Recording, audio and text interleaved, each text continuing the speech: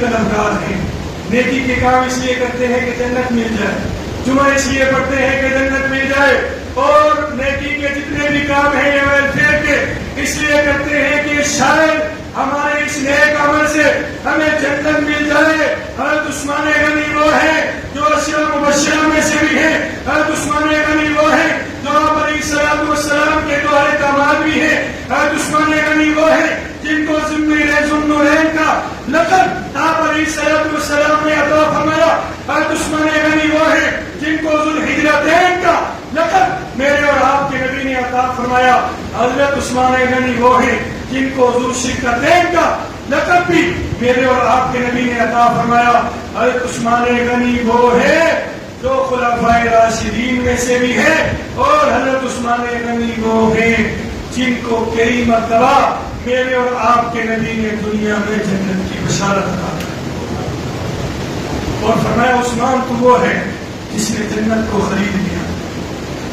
آپ علیہ الصلوۃ والسلام کے یہ وہ صحابی جن کو یہ خصوصیت بھی حاصل کی مال اللہ نے بے انتہا دیا اور پھر مال خرچ کرنے کا جذبہ بھی اللہ نے اتنا عطا کیا.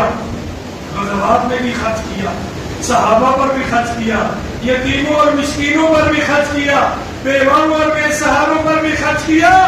اور مسجد نبوی کی جب تعمیر کی باری آئی سب سے پہلے زمین خرید کر دینے والے جہاں جناب ابو بکر صدیق رضی اللہ تعالیٰ عنہ تھے. اور اس کے بعد سب سے پہلا پتھر مدینہ منورہ میں مسجد نبوی کی تعمیر میں رکھنے والے سب سے پہلا پتھر وہ جناب رسول اللہ صلی اللہ علیہ وآلہ وسلم. دوسرا پتھر حدیث کی روح سے جناب ابو بکر صدیق رضی اللہ تعالیٰ عنہ رکھنے والے. اور تیسرا پتھر جناب عمر فاروق رضی اللہ تعالیٰ عنہ رکھنے والے. اور مسجد نبوی کی سب سے پہلی تعمیر میں چوتھا پتھر رکھنے کی سعادت اگر کسی صحابی کو حاصل ہوئی وہ بھی حضرت عثمان غنی رضی اللہ تعالیٰ عنہ.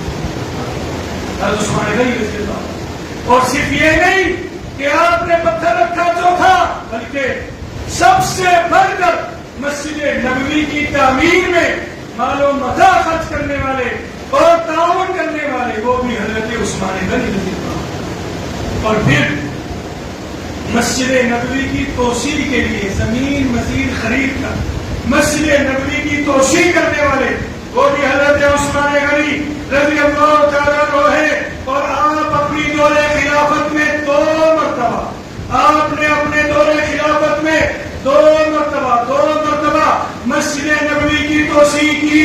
اور یہ بات سن کر آپ حیران ہوں گے کہ دو مرتبہ مسجد نبوی کی توسیع کرنے پر آپ نے کسی سے چندے کی اپیل نہیں کی بلکہ اکیلے خود تنے تنہا اپنے پیسوں میں سے سارا پیسہ مسجد نبوی کی 2 دفعہ توسیع میں خرچ کیا.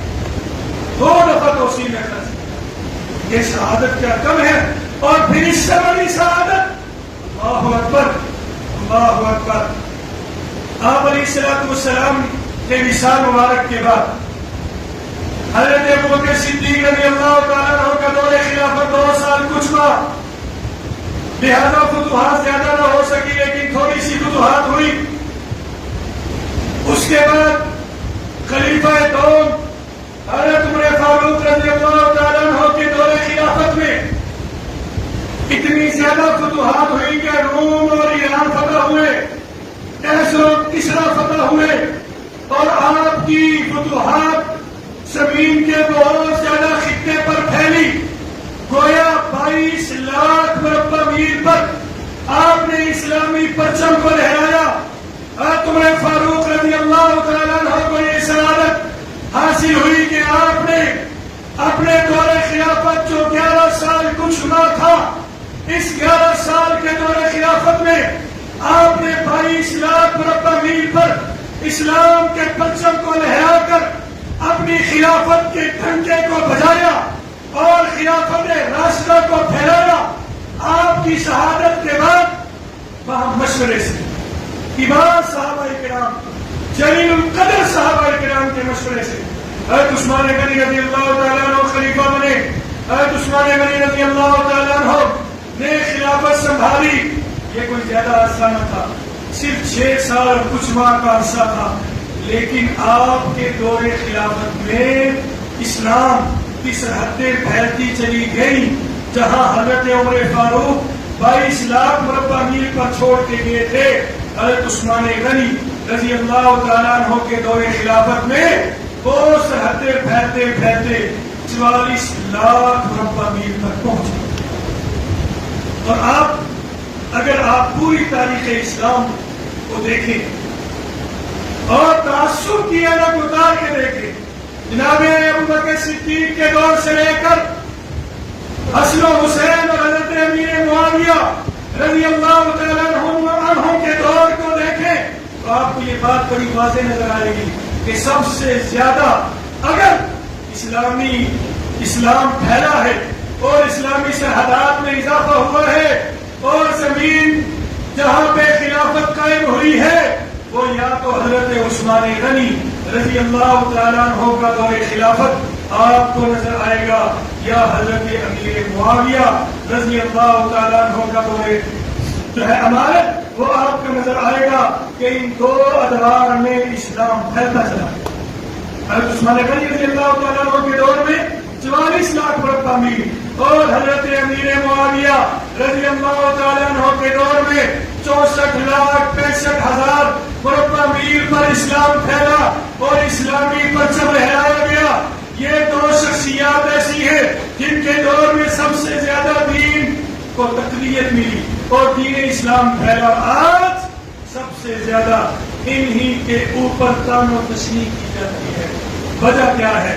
وجہ پیٹ میں مروڑ اس لیے اٹھتے ہیں کہ یہ وہ لوگ ہیں، یہ وہ شخصیات ہیں جن کے دور میں اسلام کو تقویت حاصل ہوئی، جن کے دور میں اسلام پھیلا اور اسلامی سرحدات میں اضافہ ہوا، اور یہ اسلام مخالف لوگ آج تک ان 2 شخصیات پر تان و تشنیع کرتے ہوئے نظر آتے ہیں. بہرحال ایک تو حضرت عثمان غنی رضی اللہ تعالیٰ عنہ کو یہ بہت ساری خصوصیات جن کو اگر گننا شروع کیا جائے اس پہ تو کئی گھنٹے چاہیے. اور پھر یکم محرم الحرام کو حضرت عمر فاروق رضی اللہ تعالیٰ عنہ کی شہادت نے بھی یہ مہر ثبت کر دی کہ اگر دین اسلام کی ترویج چاہتے ہو، اگر دین اسلام کو پھلتا پھولتا اور اس کو آگے جو ہے تو دوسروں تک پہنچانا چاہتے ہو تو گھر میں بیٹھ کر دین نہیں پھیلے گا، اپنی دکانداری میں دین نہیں پھیلے گا. دین اسلام کے لیے صحابہ کرام نے قربانیاں دی، اپنا سب کچھ قربان کیا، اپنی آل اولاد کو قربان کیا، اپنے مال و متاع کو قربان کیا اور اپنی جانوں کی بازی لگا دی. اور شہداء اسلام کی ایک پوری داستان ہے اور یہ دین آج تک پہنچا ہے. آج دین اسی لیے ہماری زندگیوں سے ختم ہو رہا ہے کہ ہمارا دین پر لگا کچھ نہیں. دنیا پر ہم سب کچھ لگانے کے لیے تیار، صبح شام دن رات ہم دنیا کے کاموں پر اور دنیا کی مصروفیات پر خرچ کرنے کے لیے تیار ہیں. اگر نہیں خرچ کرتے تو دین پر خرچ کرنے کے لیے کچھ بھی تیار نہیں.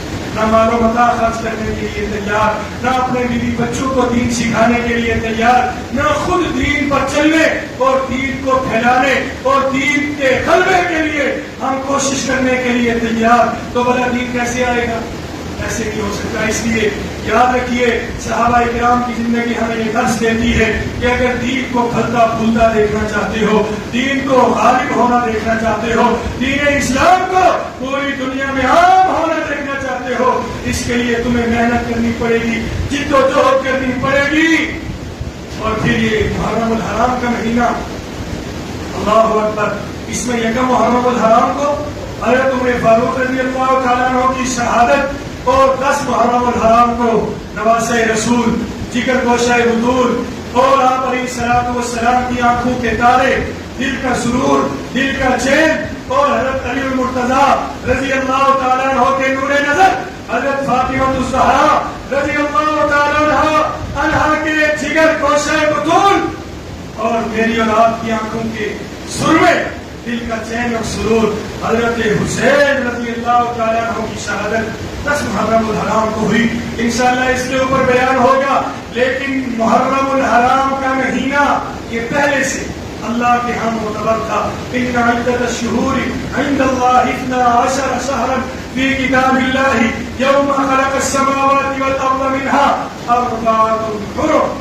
4 مہینے اللہ کے ہاں پہلے سے محترم تھے. 4 مہینے، ان میں ایک محرم الحرام کا مہینہ، دوسرا رجب المرجب کا مہینہ، تیسرا ذی القعدہ کا مہینہ، چوتھا ذی الحجہ کا مہینہ.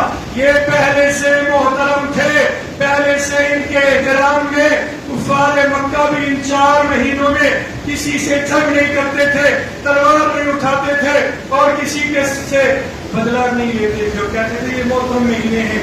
اور اللہ رب العزت نے قرآن میں بھی ارشاد فرمایا 12 مہینے جب سے زمین و آسمان بنے ہیں اللہ کی ترتیب ہے. 12 کے 12 مہینے یہ اللہ نے خود ترتیب دیے، لیکن 12 مہینوں میں 4 مہینے یہ محترم مہینے ہیں. گویا یہ بتا دیا کہ حضرت عمر فاروق کی شہادت ہو یا حضرت حسین رضی اللہ تعالیٰ عنہما کی شہادت ہو، ان کی شہادتوں سے محرم الحرام کو 4 چاند تو لگے، لیکن ان کی شہادت سے پہلے بھی یہ محرم الحرام کا مہینہ گویا اللہ کے ہاں محترم مہینہ سمجھا جاتا تھا. اس مہینے میں آپ علیہ الصلوۃ والسلام بھی بڑا اہتمام سے روزہ رکھا کرتے تھے، صحابہ کو ترغیب دیا کرتے تھے اور فرمایا افضل الصیام بعد رمضان شہر اللہ المحرم. افضل ترین روزہ اگر رمضان کے بعد ہے تو محرم کا روزہ ہے. محرم کا روزہ من صام یوما من المحرم فَلَهُ بِكُلِّ يَوْمٍ 30 يَوْمًا. آپ علیہ الصلوۃ والسلام نے فرمایا جس نے محرم کا ایک روزہ رکھا گویا اس نے پورے مہینے کے 30 روزے رکھے. محرم الحرام میں روزے رکھنے کا اہتمام کیجیے، صدقہ و خیرات کا اہتمام کیجیے. آپ علیہ الصلوۃ والسلام اس میں فراخ دلی کے ساتھ اپنے اہل خانہ پر خرچ کیا کرتے تھے، صحابہ کو ترغیب دیتے اور فرماتے جاؤ جا کر اپنے اہل خانہ پر خرچ کرو، غریبوں، مسکینوں، یتیموں، بیواؤں پر خرچ کرو. محرم الحرام میں یہ کام کرنے والے آج ہم ان سے دور ہو گئے. من گھڑت باتوں میں آ کر ہم نے اغیار کی باتوں کو اپنا لیا. محرم الحرام میں بخاری شریف کی روایت آپ علیہ الصلوۃ والسلام نے ایک مرتبہ فرمایا اے میرے صحابہ جاؤ جا کر لوگوں میں اعلان کر دو جس نے صبح سے کچھ کھایا پیا نہیں محرم کے اس مہینے میں روزے کا اہتمام کر لے، اور وہ کچھ بھی کھائے پیے نہ، اور جس نے کھا پی لیا اس سے کہو اب باقی دن جو بچا ہے اس میں کچھ بھی نہ کھائے پیے بلکہ بھوکا اور پیاسا رہے اور ان کی طرح یہ بھوک پیاس برداشت کرے اور اس دن کو پورا کرے. یہ آپ علیہ الصلوۃ والسلام نے فرمایا. لیکن یہ علماء نے لکھا ہے کہ یہ رمضان کے روزے فرض ہونے سے پہلے محرم کے روزے اس امت پر بھی فرض تھے، لیکن جب رمضان کا مہینہ آ گیا اور وہ روزے فرض ہوئے اس کے بعد یہ فرض ثابت ہو گیا. اب اگر کوئی رکھے گا اس کو اجر تو ملے گا، ثواب ملے گا، لیکن روزہ فرض نہیں ہے. اس لیے کوشش کریں محرم کے اس مہینے میں ہم روزے رکھنے کا اہتمام کریں، صدقہ و خیرات کا اہتمام کریں،